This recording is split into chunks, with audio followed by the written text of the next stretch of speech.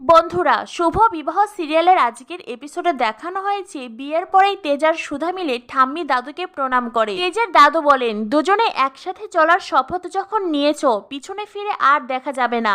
সে যতই বিপত্তি আসুক না কেন, আশীর্বাদ করি সারা জীবন একসাথে থাকো, সুখে থাকো।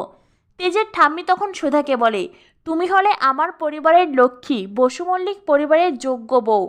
আমি জানি তুমিই পারবে আমাদের বসু মল্লিক পরিবারকে আলোয় ভরিয়ে রাখতে। তেজ তখন মনে মনে ভাবতে থাকে, ঠাম্মি নিজেই সুধাকে আমার জন্য পছন্দ করেছে। এখন যদি ঠাম্মি আসল সত্যিটা জানতে পারে, ঠাম্মি খুব কষ্ট পাবে। না না, ঠাম্মিকে কিছুতেই আসল সত্যিটা বলা যাবে না। এদিকে সুধা মনে মনে ভাবতে থাকে, উনি তো নিজের মনের বিরুদ্ধে গিয়ে জোর করে আমাকে বিয়ে করলেন, কিন্তু আমি ঠাম্মিকে আসল সত্যিটা বলবো। আমি ঠাম্মিকে আসল সত্যি না জানিয়ে কিছুতেই ওই বাড়িতে যাব না। সুধা তখন বলে, ঠাম্মি আপনাকে আমার কিছু কথা বলার আছে। সুধা ঠাম্মিকে আসল সত্যি বলতেই যাবে, সেই মুহূর্তেই নাচ গান শুরু হয়ে যায়। বরপক্ষ আর কনেপক্ষ তারা বরের জুতো নিয়ে নাচ গান করছে। সকলে আনন্দ মজা নাচ গান করতে থাকে। ঠাম্মিও আজ দারুণ খুশি, ঠাম্মির আদরের নাতির একজন যোগ্য জীবন সঙ্গী হয়েছে।